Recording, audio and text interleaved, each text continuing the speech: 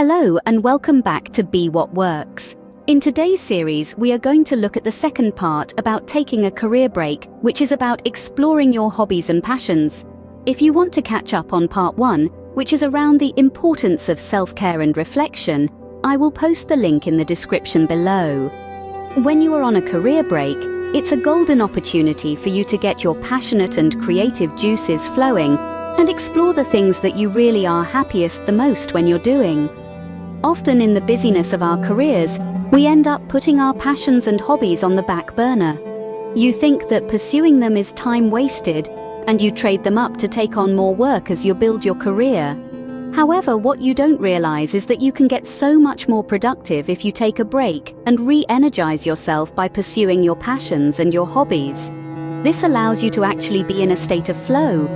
You know, the time when you are happiest the most, the time when you are in your zone, the time when you are truly yourself, and you have let go of any kind of inhibitions and are truly just you being you. It is likely that during your busy work schedule, you may have lost touch of what those passions and those hobbies are. During a career break, how do you rebuild back and make time for your passions and hobbies? When I reflect on my journey, I have identified 2 areas. The first is through reconnecting with childhood delights, and the second is through embracing new adventures you may have picked up as an adult.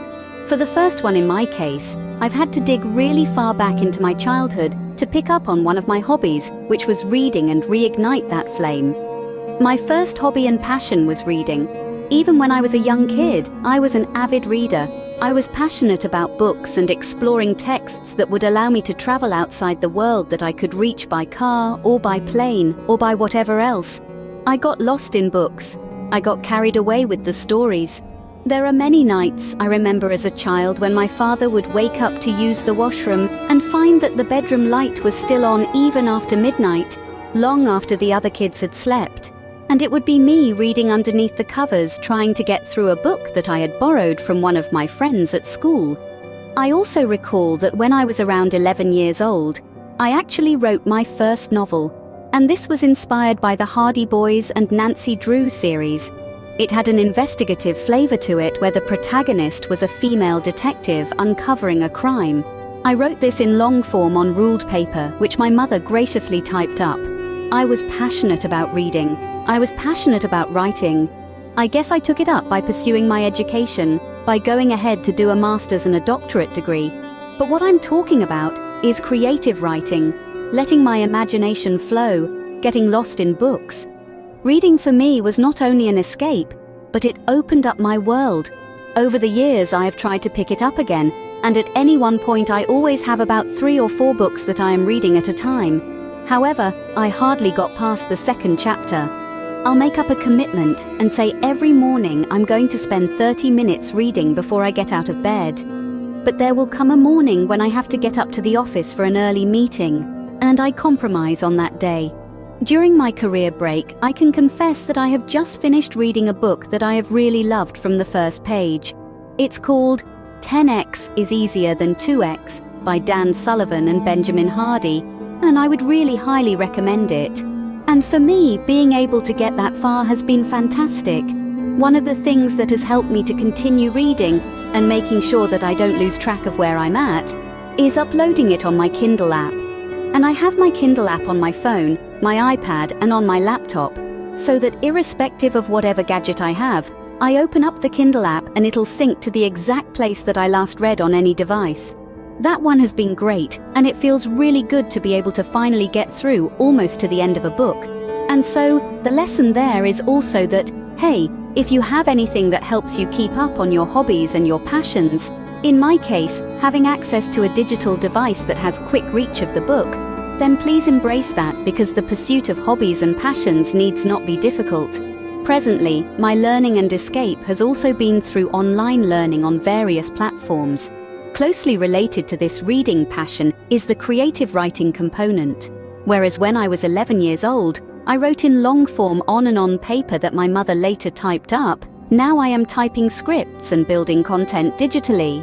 Learning how to create that content has become a new hobby. This includes how to use digital tools, how best to communicate, how to clean up my text, and how to engage with the audience on different platforms, be it through a YouTube video, a TikTok clip, an Instagram reel, or a thread on X.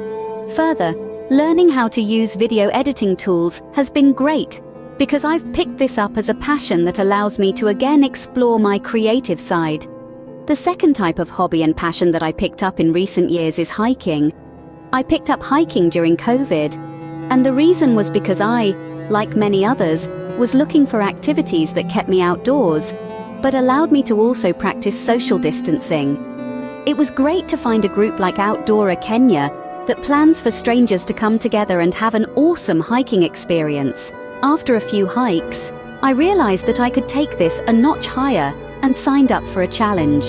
So I took up their program called Beginners to Mount Kenya in 90 days, which is exactly that you can be a novice hiker, but within 90 days and with number of practice hikes, you can summit Mount Kenya. And I sold the idea to my younger brother, and he signed up as well. We did quite a number of practice hikes, and I remember one of my favorite practice hikes was going up Mount Satima in the Aberdare Ranges, also known as Dragon's Teeth. My goodness, I had never been to a place as beautiful as that in my life. Rugged landscapes and beautiful plains with huge boulders and rocks jutting out of the ground.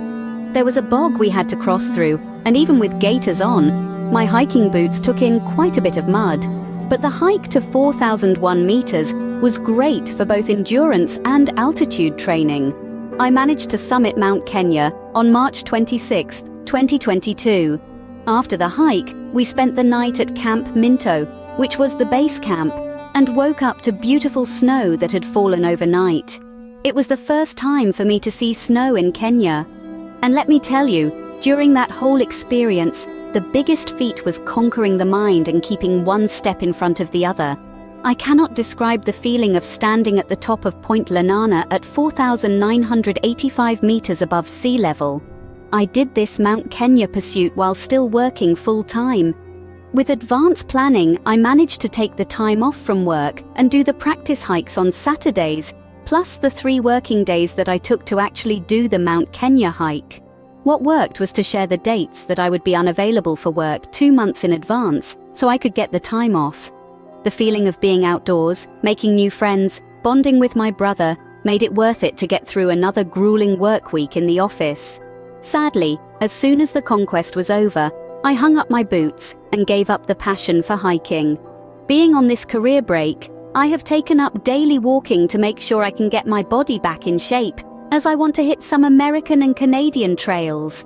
And just as I did with practice hikes before, I have been consistently showing up in my 6 km daily walks and tracking my progress. For any passion that requires a level of mastery, you must be willing to put in the hours to be good at it. While on a career break, you have no excuses not to take time and pursue your hobbies and passions. It is a time to return to the things that make you happiest and things that edify you internally. You will find that they give you strength and provide a sense of clarity and internal harmony. Thank you for staying tuned in, and see you on the next series when we look into part 3 on finances. Bye bye, this is Dr. Beth from Be What Works.